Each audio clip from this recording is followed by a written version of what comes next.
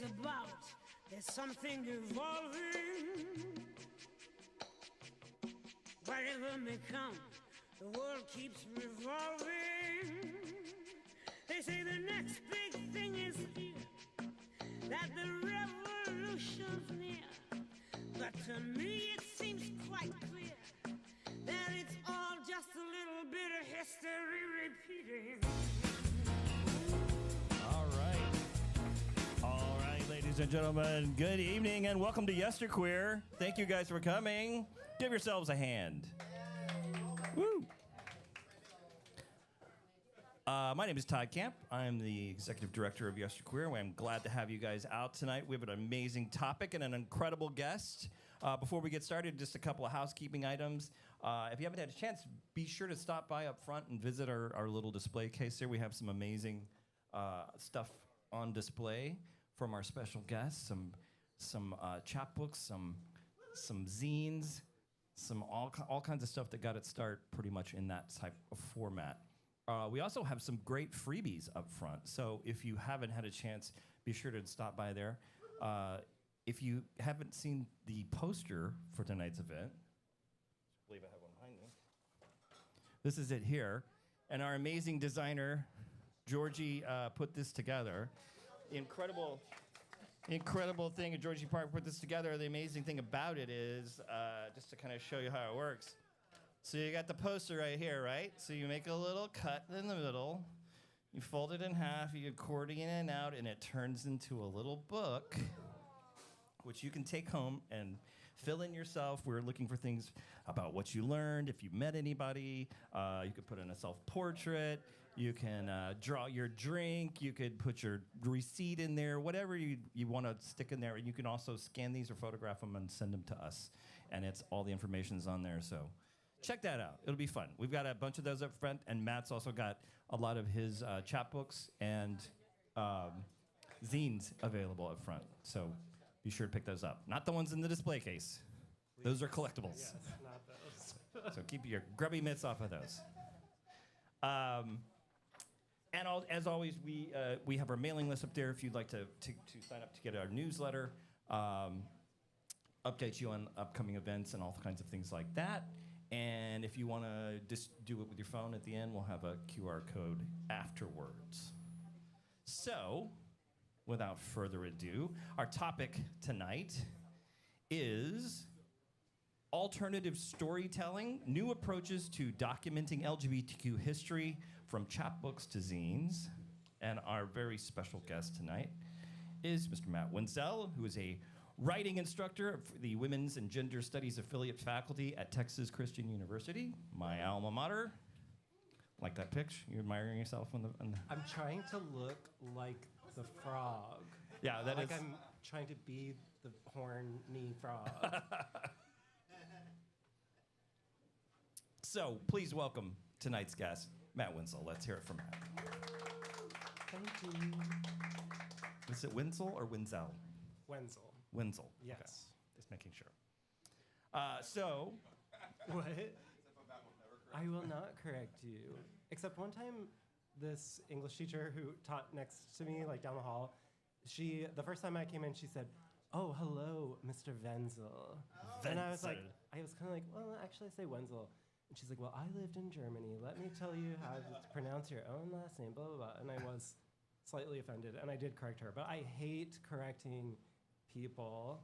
Really? Because I love it. Yeah, and I'm an English teacher. I try not to correct people's grammar and typos, so you'll see typos in my students' work that I saw and did not correct them, but yeah. It's literally what I do for a living. Yeah.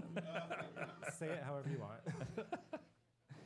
Before we get started, though, I want to tell you a little story. So I had the pleasure of being interviewed by one of Matt's students last year in the fall, and she put together it was part of a chapbook that we have some free copies of up front if you'd like to pick one up.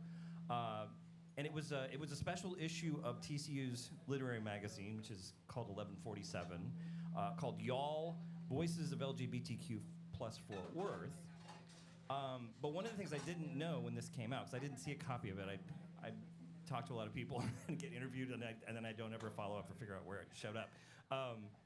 But this, I picked up, I went to the release party for the newest issue of the chapbook, and before I was going to talk to Matt, I just happened to scroll through his Facebook, and I found this amazing video that the managing editor of the issue, his name is Luke Judd, put together, and I watched it earlier this week, and I messaged Matt because I told him, I was in tears watching this video because it's an incredible collection of material that his one student has just scrubbed YouTube, and it's very similar to our little intro music thing at the beginning. But before we talk to Matt, I wanted to show it to you because I just loved it, and I think a lot of you are going to love it too. Glenda, you're going to love this.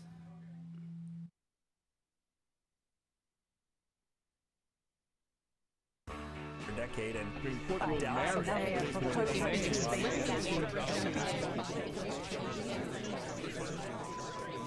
major rulings by the Supreme Court, a victory for civil rights.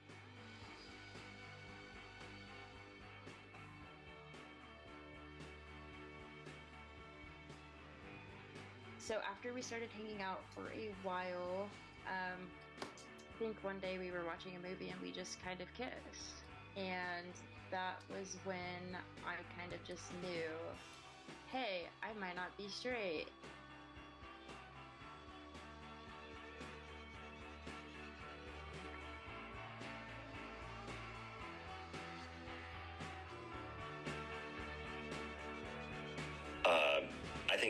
I think most people know what they need to do, and the biggest thing that you can do is find your family. Your new chosen family and the people that you know are going to support you no matter what. And once you have that in place, I think you can pretty much do anything.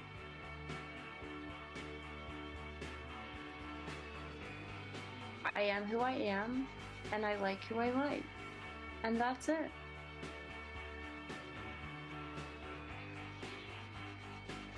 Especially to queer people of color, intersectionality is crucial. Don't deny one part of your identity because you think it doesn't fit in with the other. Be yourself completely and holistically. One thing I would want people to hear from me is to be kind to one another. When we die, worms will have no preference in consuming our remains. No matter our race, gender, sexual orientation, or religious beliefs, we will all be consumed and become a part of the same earth.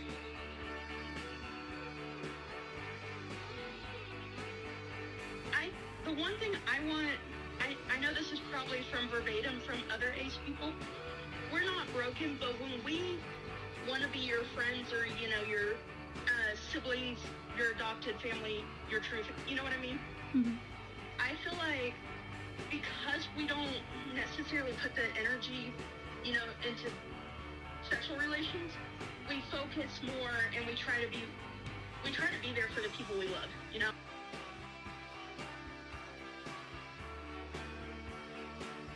The thing that I tell so many people who are still in the closet, and again, I don't pressure anybody into coming out. That's a personal decision, but no matter how bad it goes, no matter how many tears and screams and cries and all that kind of good stuff, I don't know anybody who's ever regretted doing it.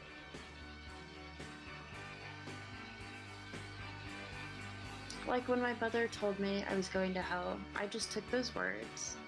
I didn't let them sink in. They just rolled off of me. And then, shortly after, when she said, I still love you, those were the only words that really mattered. Community is more than labels to me. It's more than who you are, who you love, or the color of your skin. It's a bonding of the soul. I had a friend who was like, oh yeah, you're ace. And I was like, what? And she's like, yeah, you're ace. And we sat down and read the, description online. And I was like, oh my God, I am.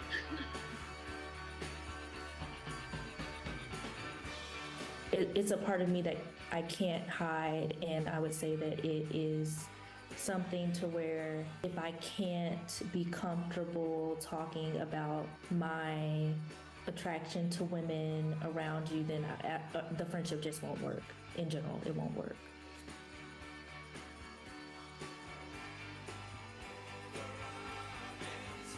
You know, the old Dan Savage trope of it gets better. It does. It does get better. And it's better being honest about who you are with the people you care about than not. And it's worth the risk.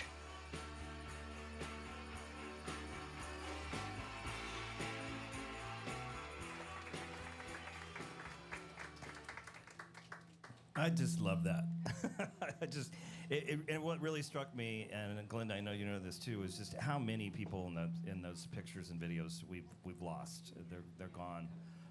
It just really kind of hit me like a ton of bricks watching it. But yeah, let him know he did an amazing job. That was incredible. So let's get back to Matt, shall we? First of all, Matt, tell me a little bit about yourself. A little about your history. Where'd you grow up? I grew up in New England in a super conservative Christian family, and I lived that life for really until I was like 33. I'm 44 now, and I really lived like a pretty celibate life right up until about like 31, maybe. And then I came out and I lost my entire community, really. And I sold my house and I decided I was going to get my MFA and then my PhD, and I did, and now I'm here. So you're seeing a relatively new-ish version, I guess, of myself. Of course, I've always been myself, but yeah, that's my life story in a very short, condensed version. So what brought you to Texas, ultimately? Yeah, thanks, y'all. Yeah, just frankly, I got the job. Like I got the job at TCU. It's a really hard market for English professors, and I applied at over 150 jobs, and I got 4 interviews, and TCU was really my only offer. So that's how I ended up here. Yeah. So what led you to English particularly? Oh my God, Todd, I don't know. What led me to English?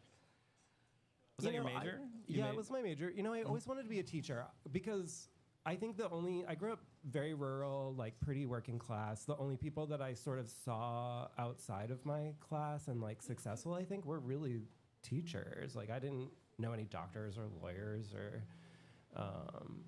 I think to me being a teacher was like a way out and kind of like an exciting like wealthy lifestyle. It is not, everyone. Don't be a high school English teacher. It's terrible. You make no money. Who told you that pack of lies? Yeah, but I saw it that way. They made more than my parents, right? And so I was like, well, that seems like a good life. And I was good at English, so I think that's why I chose English. Okay, also side, I did want to go be a missionary and teach English like as a second language, as like a excuse to like go and evangelize and convert people to, my version of Christianity. So I think that was like in the back of my head too, yeah. I'll just be honest that, that was a thing. Good old like, Anglo-colonialism. Yeah. We're pretty much good at that. Yeah. It may be the only thing we're good at. Yeah. So how long have you been teaching at TCU?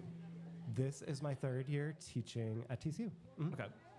And how long have you been doing the zine or chapbook kind of approach to storytelling?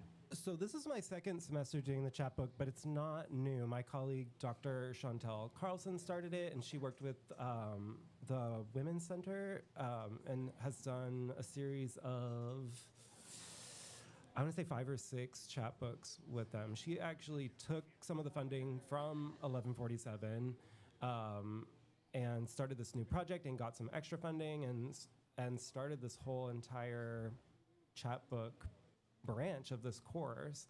And so I really owe just about I owe a lot to her. I think she kind of ran out of people to interview a little bit. Like, she'd told as many stories as she could from the Women's Center. And so she asked me, like, hey, would you be interested in taking over this project? And I was like, absolutely. I have an idea. Like, I know who else needs their voices heard. And yeah, I was eager to take on the project. So this is the second semester that I've done it, and I'll teach it again next semester. And then Dr. Carlson is going to continue it with LGBTQ voices. So, like, it looks like this project's, gonna go on even beyond myself. So that's very, very, that's great. Very exciting. Yeah. Now, explain for a lot of people who don't know what a chapbook is or a zine is. Kind of give us a little breakdown. And I have some samples. Like I said, we have some free copies of these. These are the two TCU ones. It's called Y'all Voices of LGBTQ plus Fort Worth. I'm interviewed in this one, and I helped them, gave them materials and folks to talk to for both of them. So tell us a little bit about what a chapbook is. That's a weird word.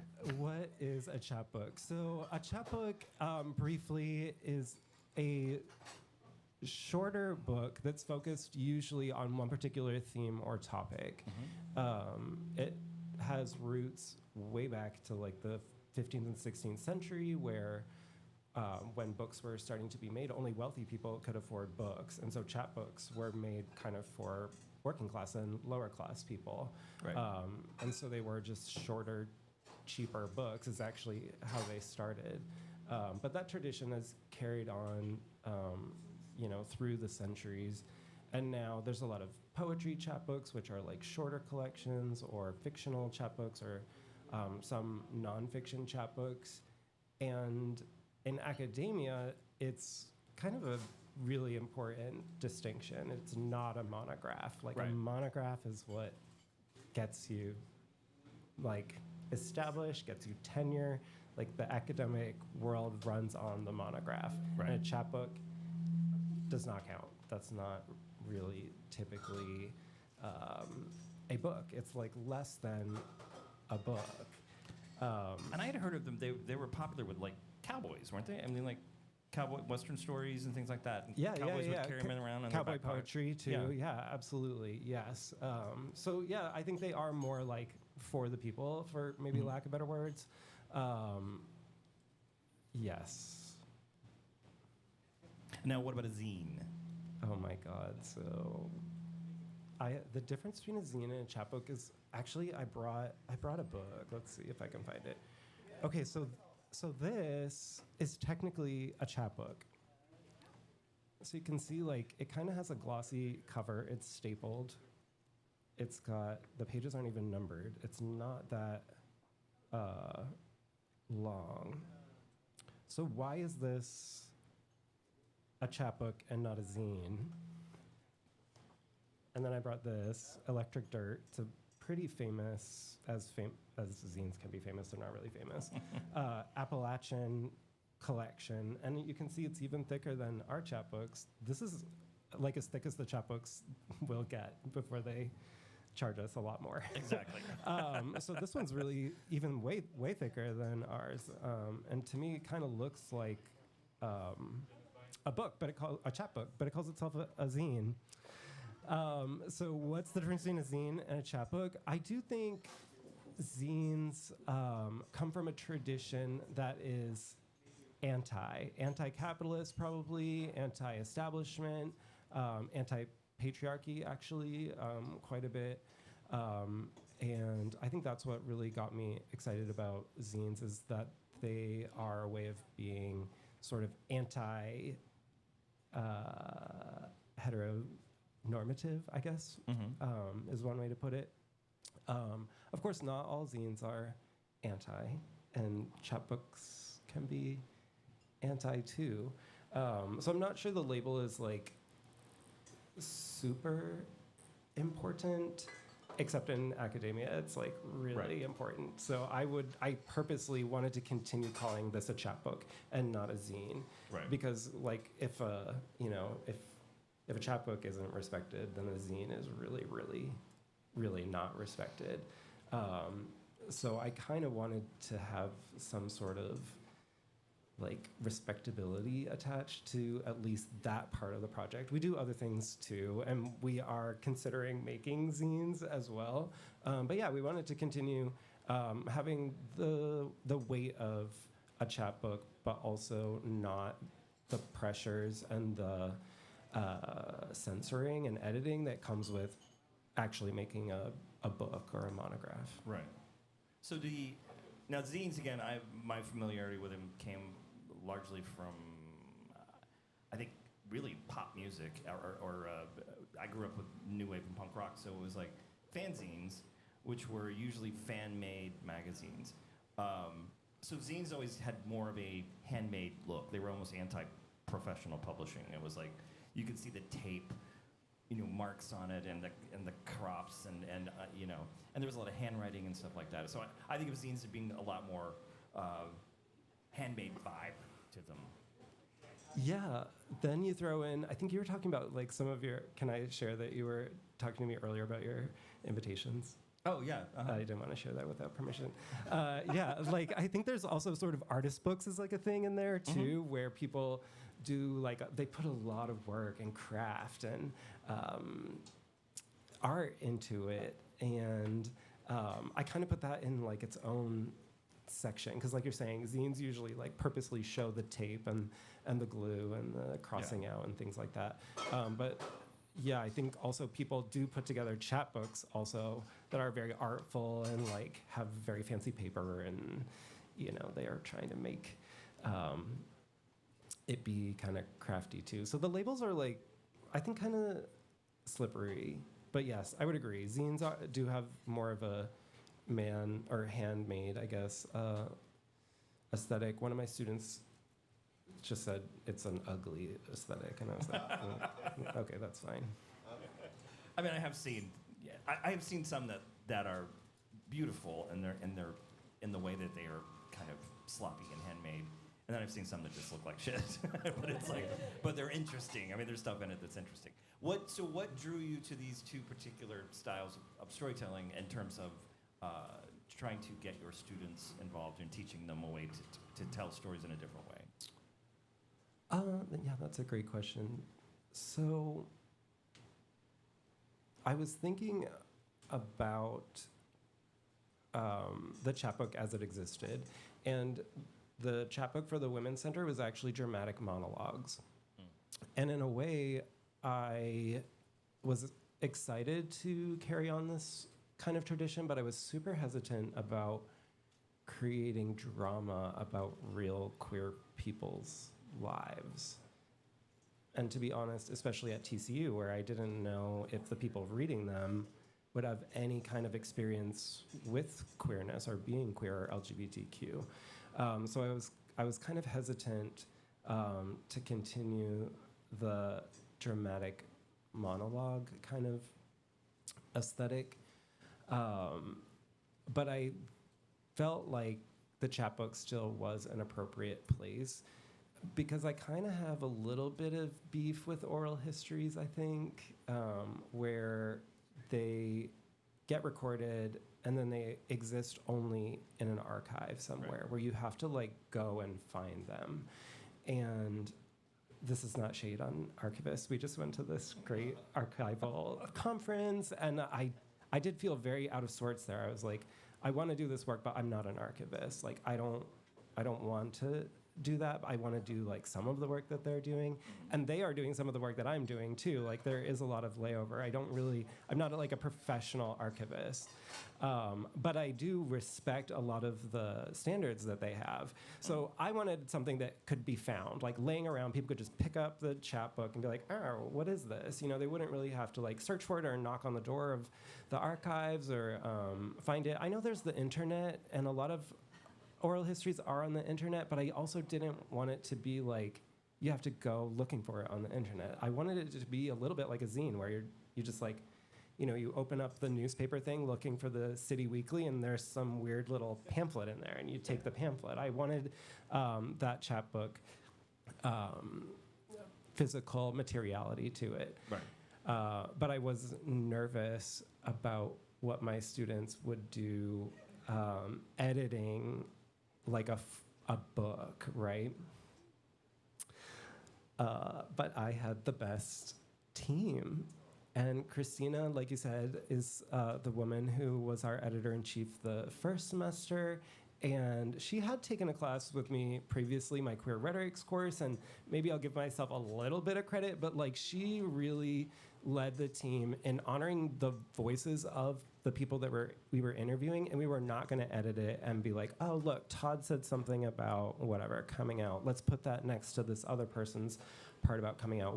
She really kind of got the vision of like, we want to have these stories be told exactly like how the people told them. As a matter of fact, if you read the book, there are a lot of like ums and likes, and yes, I was kind of horrified. Yeah, there's a lot of that in there. How many times I said yeah. I was like, yeah, God, where's my Toastmasters people would kill me. Yeah, we really wanted to do that on purpose because that's how people talk. I'm not sure how many times I've said like. I'm sure I've said it already, a bunch of times. Like, we really wanted to honor these LGBTQ voices. We didn't want to edit them to sort of fit some sort of theme or like even a plot arc. Like, we wanted them just to be the voices, but we wanted it to be in print. And Christina did a great job of honoring that, and as well as training people who are doing the oral histories to honor the words that people were using, because that's what an editor can do too. Like, well, you didn't mean, people say words that are like out of date, I don't really want to say them right now, but like we chose not to change things that we might disagree like with that term. It's not like a contemporary term. We wanted to have people speak on their own terms, and Christina did a great job of that, and Luke took over this semester and did a great job as well. Even in the videos, like, you can kind of see that he's not really trying to like line up what happens with the images with what people are saying, right? Like, he's trying to preserve, like, this is what people said, and then also these are all some great or not so great events that were happening in Fort Worth. So I think I got a little off track there when you asked me why Chapbooks. But that's the long story, I think, of like why a chapbook. Well, and that was one of the things that struck me too was I went to a conference at TCU. It was the spinoff of the Texas State Historical Association, which has kind of been taken over by the right wing.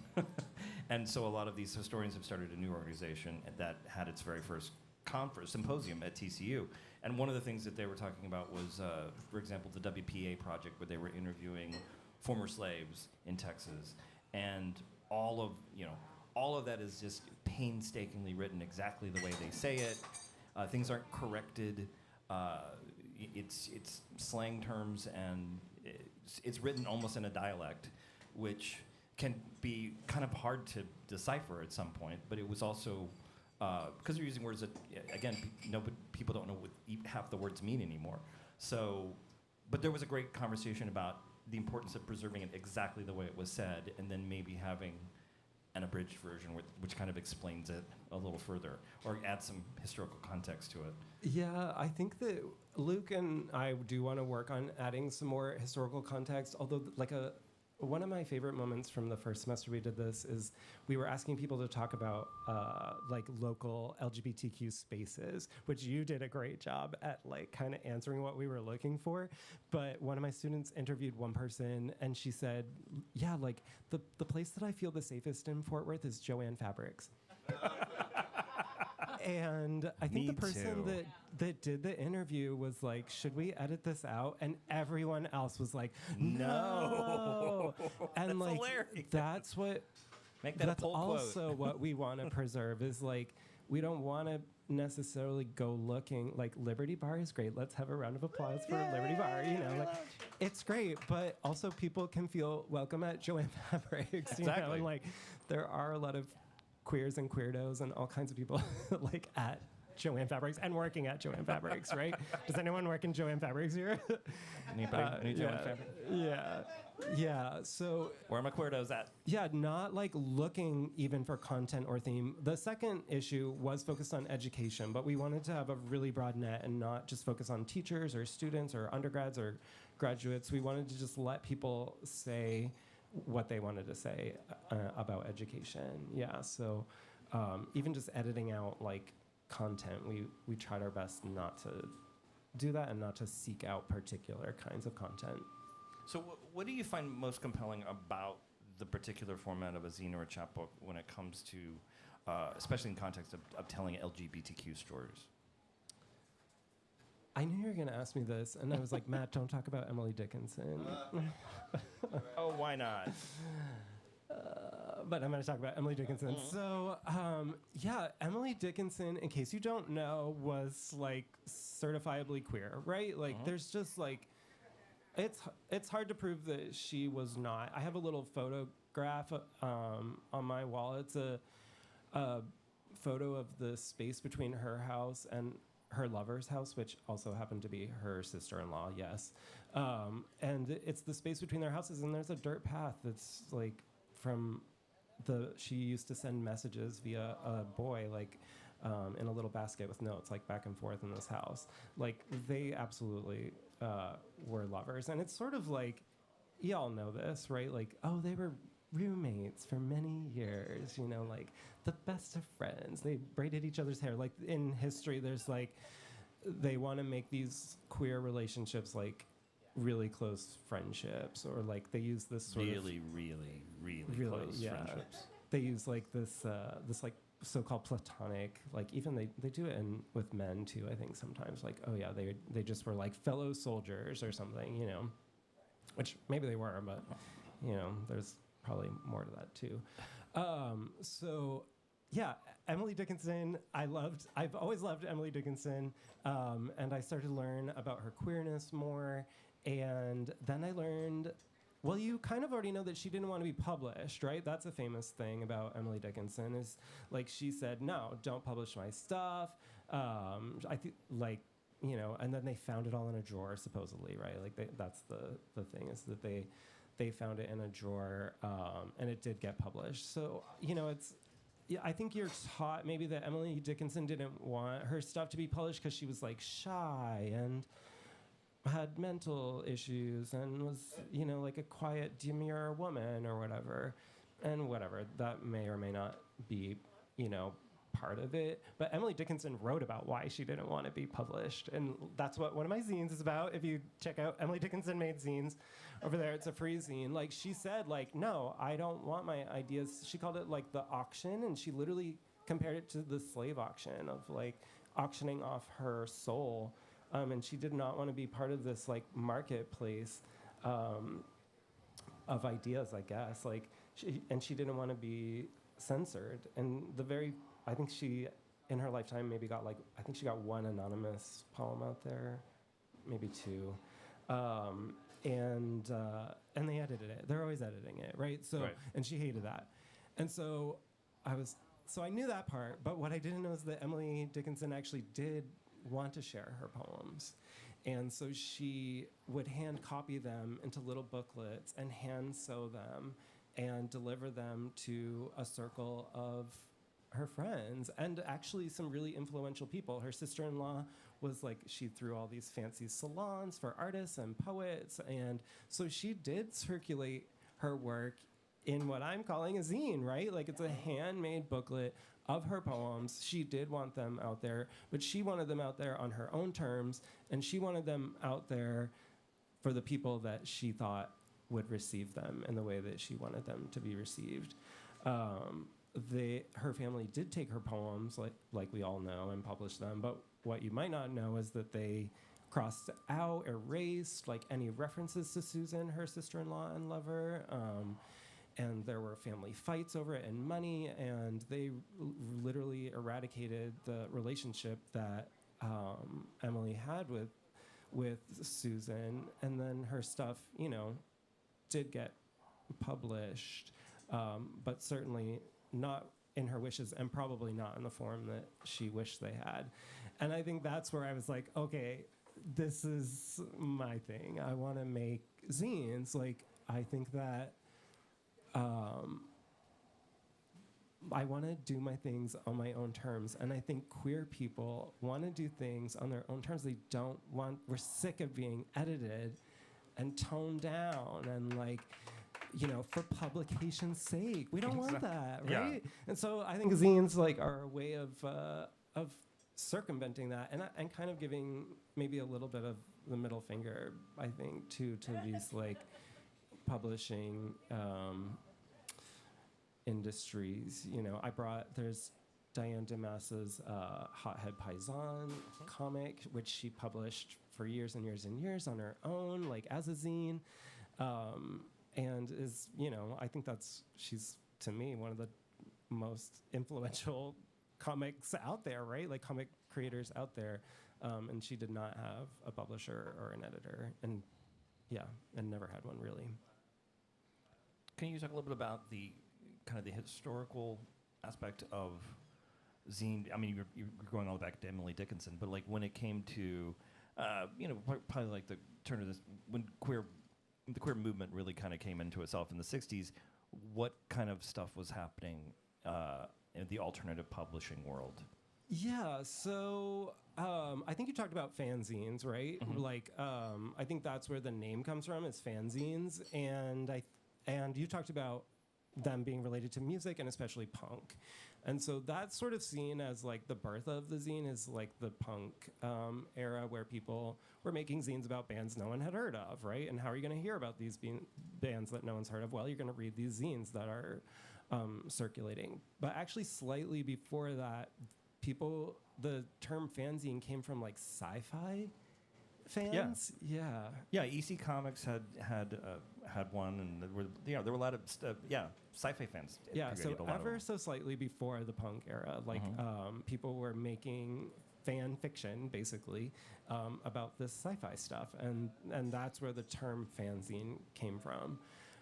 But yeah, I take a page out of this amazing scholar who left this earth too early. Her name's Alison Pipemeyer. She wrote a book called Girl Zines, and she traces zines way back to like even before women's right to vote. Like she traces it back really to witches. Sorry, y'all. To witches, if that offends you.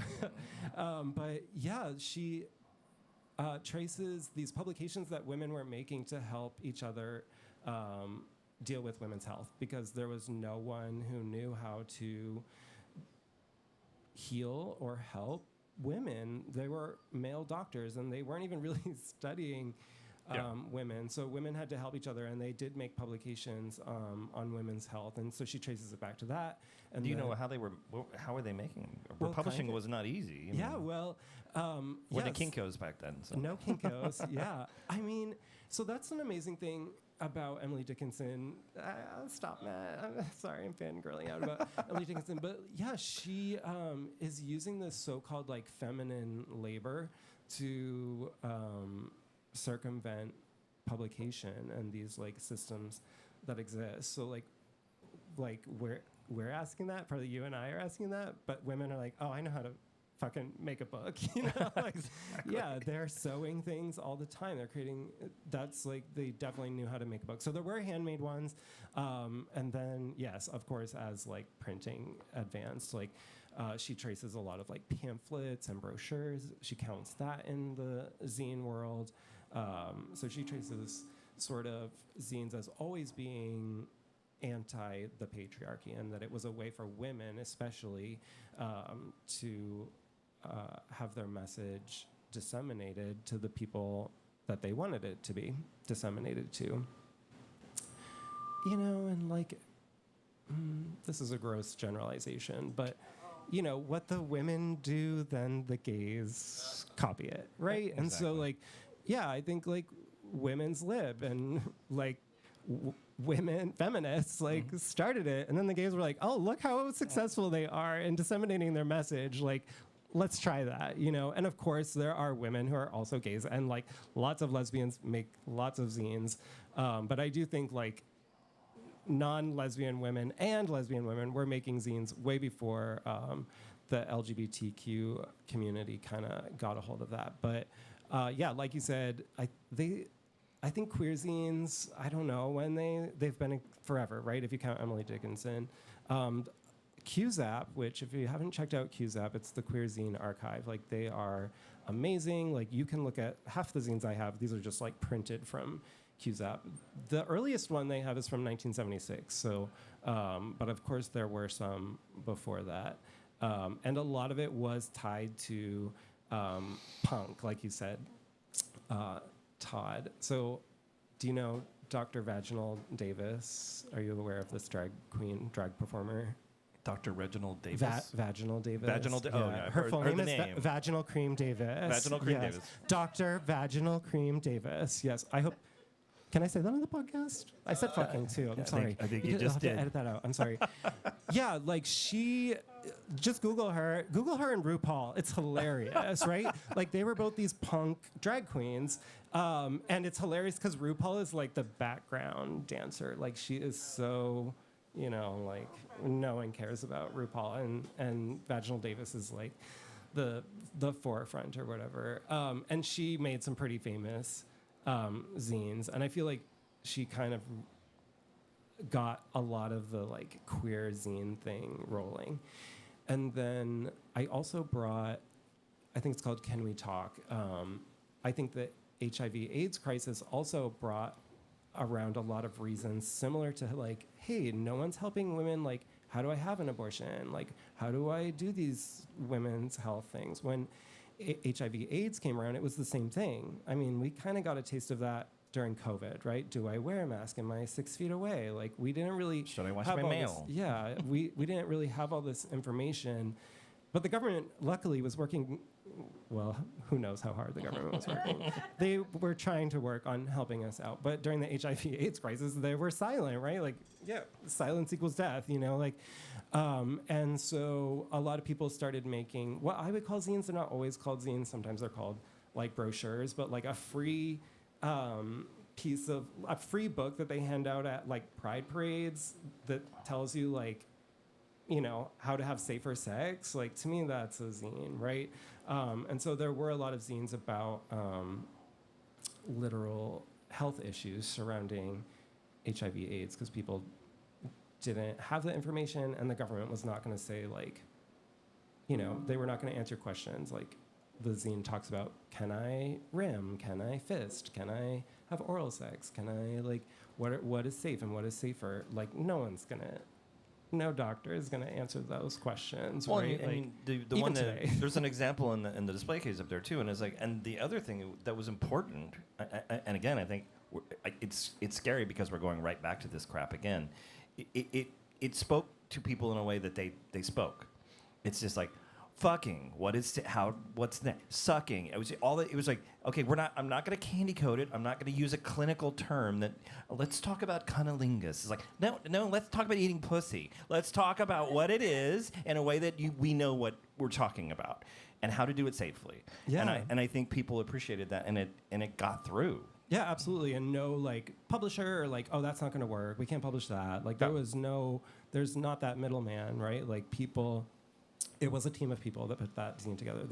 They wanted to put things together in a way that could be understood by the LGBT community using their own terms. And also another thing I love about that zine is that it encourages, it's not like, oh, bless his heart, I'm not going to mention his name, but, it's not like come on. It's not anti-sex, right? Like, it talks about, like, one of the things is, like, hugging. Hugging is absolutely safe, right? Like, it encourages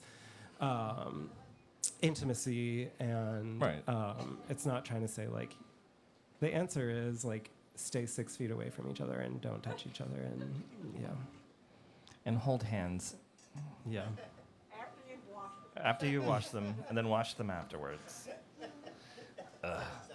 Were there any other kind of historical examples of zines or chapbooks that, particularly for LGBTQ people, that stand out to you as like important? I was kind of looking for some of those zines, and that's like a thing about zines, and probably why the QZap, the Queer Zine Archive project, is so important. But one of the benefits I guess it has a shadow and a light of zines, is that they go away. Right? Like these zines, they can just, if I hand it out, who knows like what happens to it? They go away. So a lot of the zines, they're not there anymore. Like they're referenced often in like Fact Sheet 5 or other zines about zines. They're like referenced there, but they literally don't exist anymore.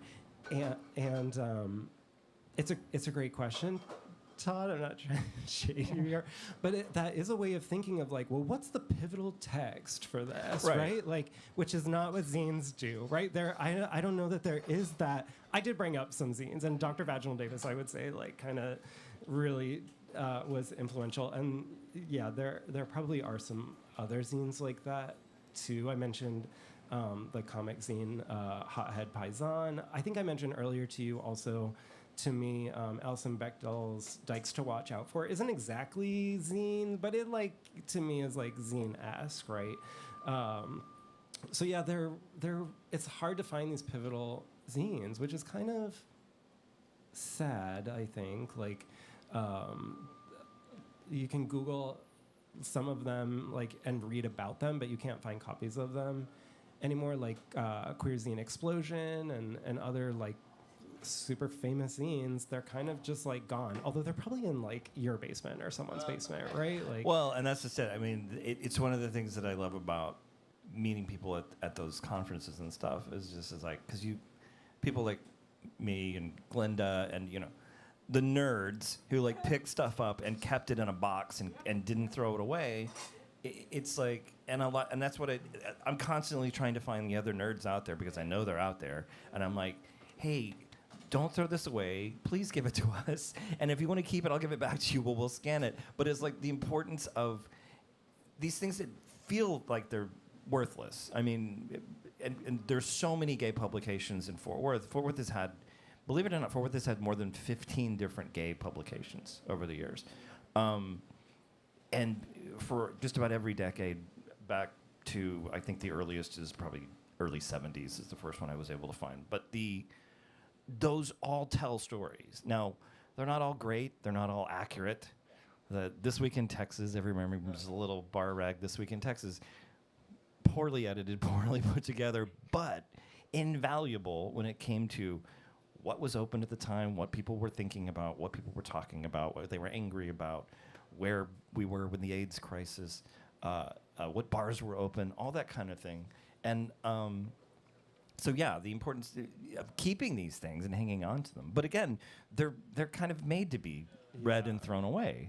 Because then you can't come back to me and be like, Matt, you hooked up with this guy in this park on this date, right? Like It just goes away, or like my name's not on it, so you can't prove it, right? Like there is sort of part of the purpose is that they don't last forever. I should say though that like that is an important part of what archivists do is they can have those contracts that say like, this doesn't get open till I'm dead, right? Or 20 years after I'm dead or whatever, like you can, when you sign your stuff over, you can like write a contract, right? And so I think that is something that you and I can do, like if we trust each other, and I suppose archivists can like break these contracts too, but they have this institution to sort of enforce these contracts, right? So I do think that is an important part of archiving is that it might not seem important to you, and maybe you don't want anyone to read it now while you're alive, but like this is gonna be important in the future.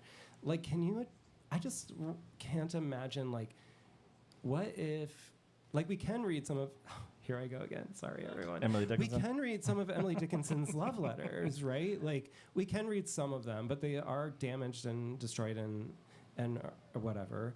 But I'm sure there's others out there. Can you just like imagine what the past would look like if this stuff wasn't A, purposely destroyed, or like B, just lost and not held on to because no one thought that queer people's stories were like important. I just think the past would be so much queerer and better. That's not my like professional opinion, that's my own personal opinion, but yeah, that's part of the reason why we're doing this oral history project and why I love zines is because like, yeah, here it is. Like for a time, like my zine about, I don't know how I'm sad my friend passed away, like will people care about this 200 years later? No, but also yes. Mm-hmm. So you touched on this a little bit about when you guys were talking about editing the books and talking about language that's outdated. One of the things I was a cartoonist for a number of years. I had a daily comic strip. I had editorial cartoons.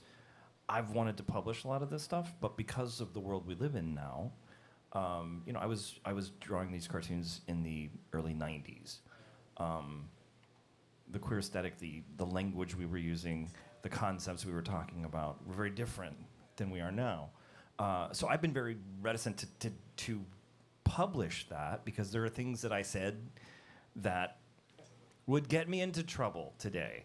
But I was angry and I was young and I had a voice and I was newly out and I started working for a gay publication. I got into a lot of trouble and I got moved out of a children's magazine because the American Family Association went after me. But it was like, there were other things in it that I'm still very proud of a lot of that stuff, but there's other things where it's like, I really wish I hadn't done that one. But I also feel like it's important. What do you think the role of historians and collectors of this material is in terms of preserving even unpopular opinions in our own community? This is something I struggle with a lot. Yeah, and you should probably talk to an archivist about that. But actually, Hothead Paisan is a huge, I just very said Paisan controversial. like 3 times, right? Like, that's the title of the book. But, that book those comics are contemporarily, problematic AF. Oh, yeah, right? they're hyper-violent. Yeah. She's like killing men with chainsaws. Yeah, exactly. Yeah. And worse. Yeah. And she deals with that. Mm-hmm. It did finally get turned into a published collection, right? Which is back there if you want. In the case, please don't take it. But yeah, she did do that. But she addresses that and she talks about where she was in that moment. And I think that we can do that. And also, a really unpopular opinion, I guess. Remember that, just being queer was disgusting and wrong and evil in its time, right? So I'm just well, you can call this disgusting and wrong if you want to, I guess, but you already think I'm disgusting. People already think I'm disgusting and wrong anyway, right? So I guess I'm less concerned with will people think XYZ about me because it's sort of or about these inappropriate things, because it's well, queer people's whole existence is inappropriate. So for me, it's more about well, what am I going to do with this, right? How am I going to talk about these things that I did in the past that I probably wouldn't do now? And I think that's great. And you can make a zine about it, right? Why I wrote a comic about, we'll just say cutting people up with chainsaws is probably one of the easier things to swallow in those comics. Yeah, why did I do that, right?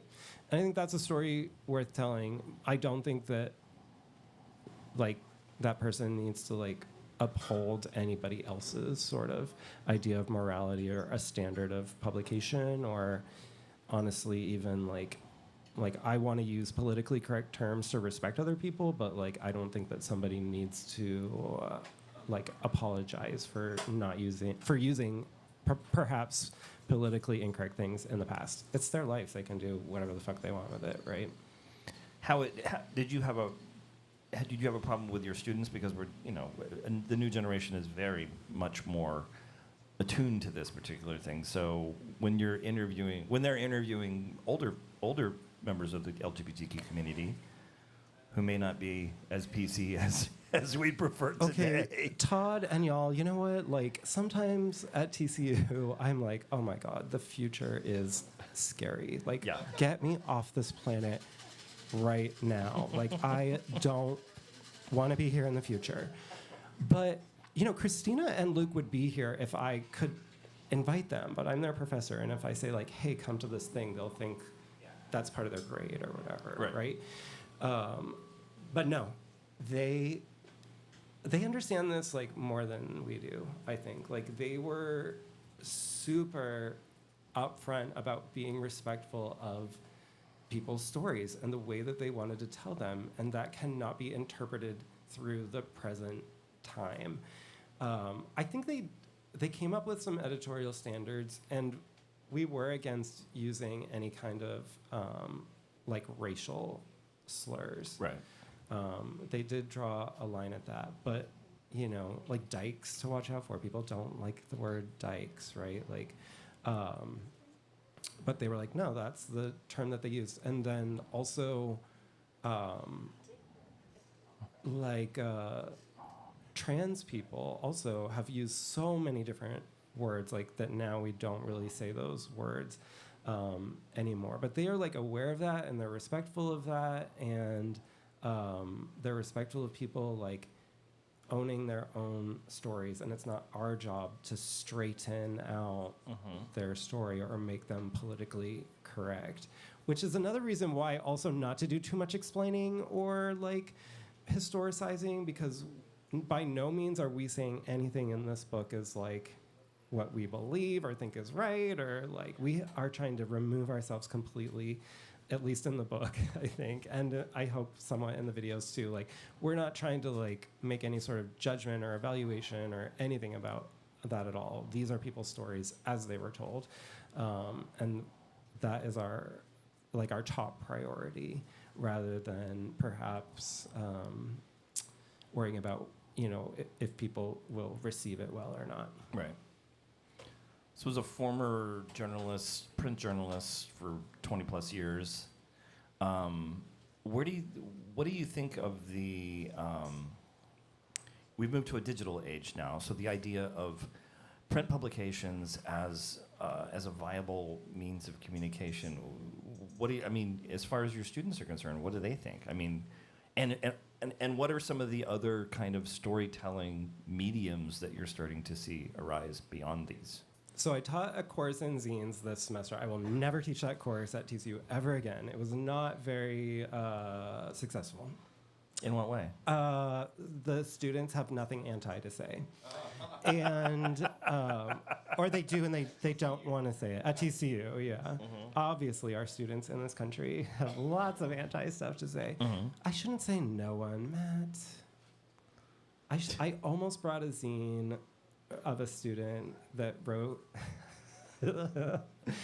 she wrote a zine about how, first of all, it talked about how she was mad that TCU raised the tuition. This is recorded. Oh well, TCU did raise the tuition. That's a fact. So she was mad about that. But oh my then God, also, we're breaking news tonight. TCU raised tuition. But also they changed the language of their mission, right, to eliminate the word diversity. And she was like, it used to say this, and they took diversity out. Like, it really called TCU out. I was actually really shocked. So I'm making gross generalizations when I say the zine class. Didn't really work. It worked in some amazing ways, but overall, like, they really did not kind of get it. So I don't know what the young people think about materiality, but I have a lot of thoughts. Do you want to hear my thoughts? Yes. Okay. So, like AI, right? Like, AI is just like making shit up, and it's just like putting it on the internet. And the Russians are also just like putting out all this fake news stuff on the internet. Instagram, I'm shadow banned. Please, like, that's the code there is not for my Instagram. That's for my students' projects Instagram. But please follow them. But it's called like Queer Time in Cowtown because everything related to y'all was already taken. But yeah, we're already shadow banned because it says queer on it, right? Like it seems like the internet and digital media is like, oh, what a great way to get yourself out there to the world. It's not. It's totally, there's a machine censoring it. Like, they don't have to do shit. It just sees these words, it sees these bodies, and it's censoring us, and it's not reaching anyone. Literally, I get no likes. So no one can stop me from handing out my zines, leaving these chapbook places, like leaving my zines in pages of conservative books at Barnes & Noble. You know, like, no one can stop me from doing that. Mm-hmm. And also, when I make a zine and I'm like, hey Todd, thanks for you saw me at Arts Goggle or whatever. Hi Todd, read my zine. Like we had a thing, like I handed you the zine and you read my zine. Like we had communion in a way, and isn't that what composition or English, isn't that what writing is supposed to be? Like a message from one person to another, a way of really touching another person. And zines do that, right? Because I'm like, literally this thing, I folded it up with my own hands and I'm delivering it into your hands. The news media can't twist it. Like it's a zine. It's like, it is what it is. Like I've seen, sure, I'll go here. So I've seen like on Instagram, some of the Palestinian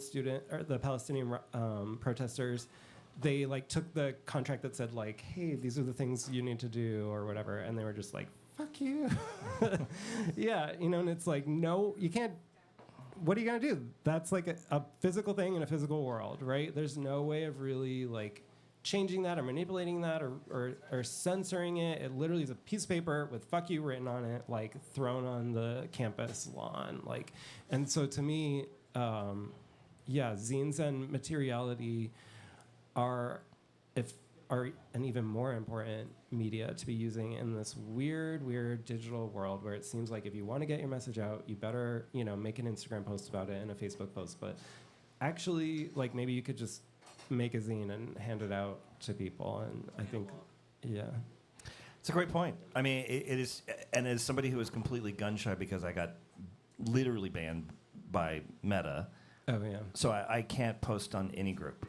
I can't comment on any group. But it's not something I personally did. It's something from my business account at work at American Airlines Credit Union. It won't tell us what we did. You know what you did. And so I can't post in my own Yesterqueer group. So I had to make up a new name. I actually saw. I was like, who is this profile. person commenting? And I was like, yeah, it's But yeah, it's crazy. But it's so. Where do you see the future of? I mean, I love that point because it makes so much sense to me. Because again, I've suffered from it, and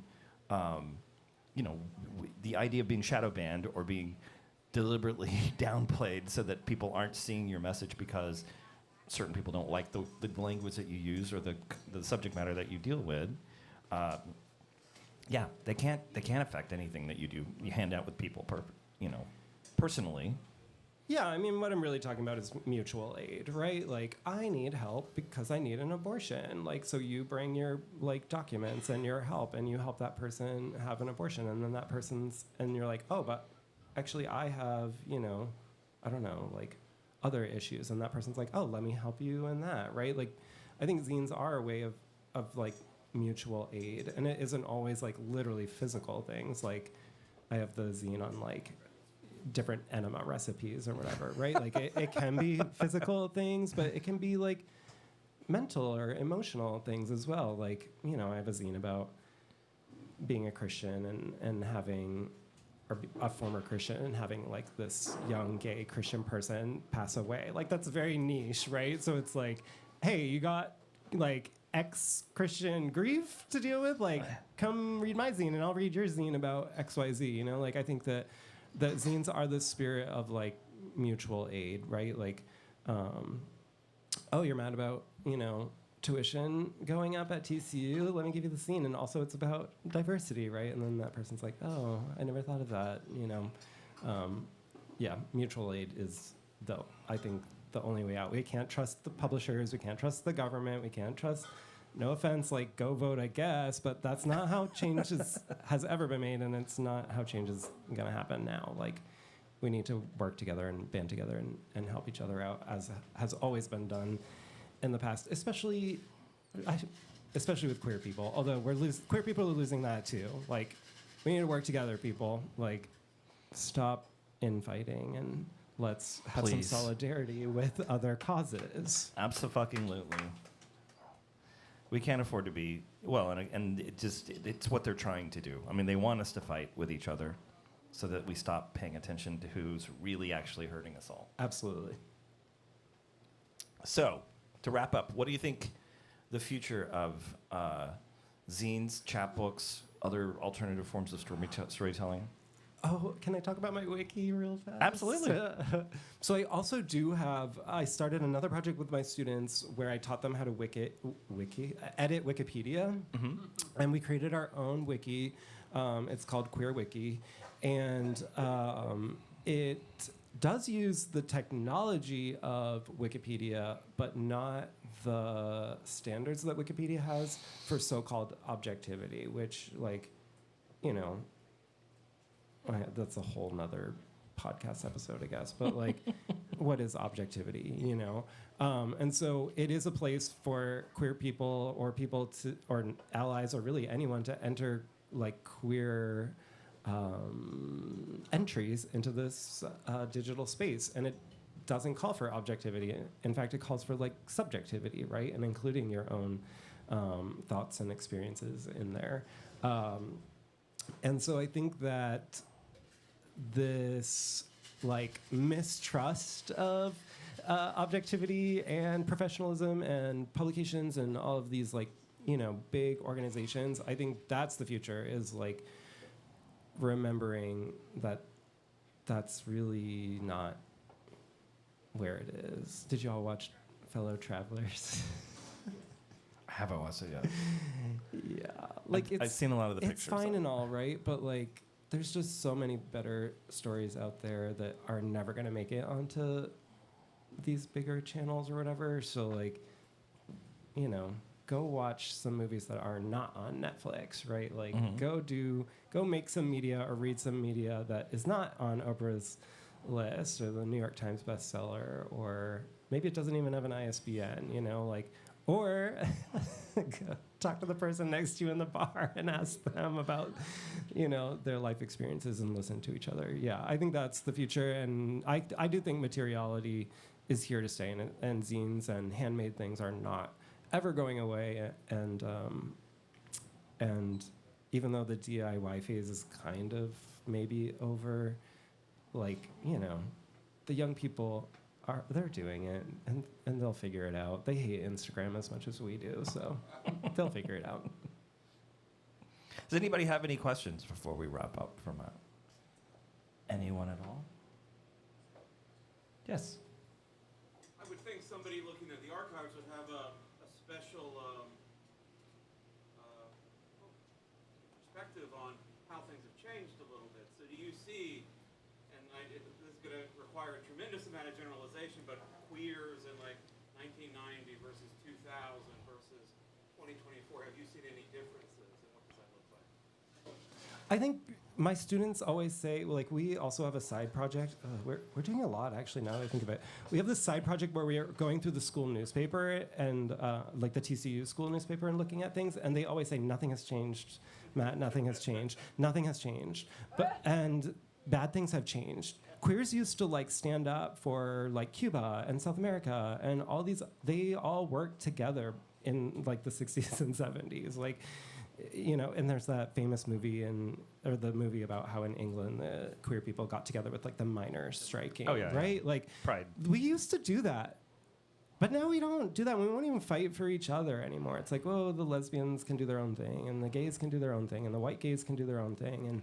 And so honestly, I think it has changed for the worse. That's my short version.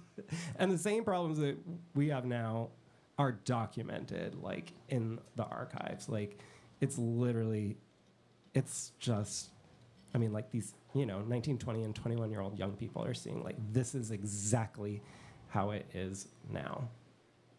And I'm going to counterpoint that, because I say horse shit. Because as Glinda remembers, and some other people, it's like, they used to drag us out of bars and arrest us on site every day of the week. So while I get the frustration, and I get that we're not where we want to be, we are so much better than we used to be, even in 1990. I mean, it was bad in 1990. I worked for the Fort Worth Star-Telegram. I was working for a children's publication, and because I worked for a gay publication, they took me out, put me in the features department, because one guy threatened to call our sponsor, Dillard's. Well, Dillard's, saw where that went. So it was Yeah, it had, and I get it. It's frustrating because it's cyclical. We're dealing with the same stupid problems, and I talk about this all the time with, the people who are attacking us are using the exact same tactics they used to attack us 20 years ago, 30 years ago, 40 years ago. So there's nothing new under the sun. It's the same stupid shit. It fails every time because because it's stupid. But it is better. It has gotten better. Okay, fine, Todd. We can agree to disagree. I do think, also historically, people there don't have yell been faggot at us from a car as often. That's true. I think historically too, one thing, I think of Kavafi and other famous gays, they really actually did have an okay life, and they were out. There have always also been people who lived the lives that we're living now. They happen to usually be men and white, right? But they lived kind of okay lives. Yes, the risk for them was that they could, be arrested and murdered, et cetera, et cetera. Fired. But yeah, there's still lots of dragged behind a truck. There's lots of trans people, especially, being killed right now, and trans people of color, and it still seems just as unsafe as now as it did forever. But you're right, there are encoded protections that did not exist before.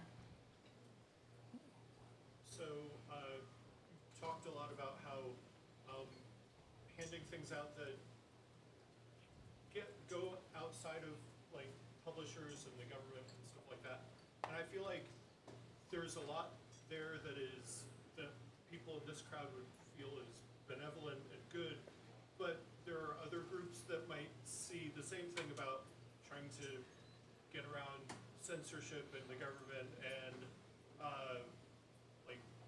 certain Christian groups, certain survivalist kind of 4chan, Reddit. Is there a what we would consider a dark version of zines out there, and dark zines? How would you differentiate? What a great question.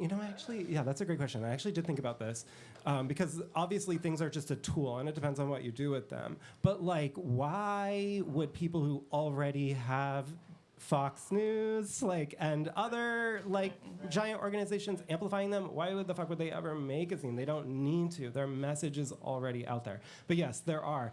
And there's a really funny one. Is it funny? I don't know. The Orthodox Catholic Church has a whole series of zines that are of the style and they're comic-y kind of drawings and. Oh, are you talking about the chick books? No, not those. Those are also. Oh, those are horrible. I have a huge collection of those. Yeah, I forgot about that. I have a massive those are more collection of those. evangelical. Yeah, those are I forgot about that. So yeah, that's a great counterexample. Mm-hmm. Although Chick. Are you guys familiar? Jack Chick was a comic illustrator. He did a series of these little books. Used to be when you'd go to a rock concert, there would be some guy in the parking lot handing them out to you. Sometimes Halloween. And Halloween, but it's there are a ton of anti-gay ones. It was usually rock music it's devil music, and they were filled with little Bible quotes. And the party that we used to have at my house, I did one that was a parody of it because the party theme was hell, and I made it look exactly like a chick. Yeah, chick no, book. these are not as evangelical as that. These are just sort of overall probably not the zines that we would love to have out there, but they are conservative zines. Yeah. Just as people leave, just so they know they're right behind that building, just to be aware. I'll forget otherwise. Jenna, it's a public service now, but there are two cops right around the corner over here. So Jenna, it's Glenda's all right, I'm ready. Look.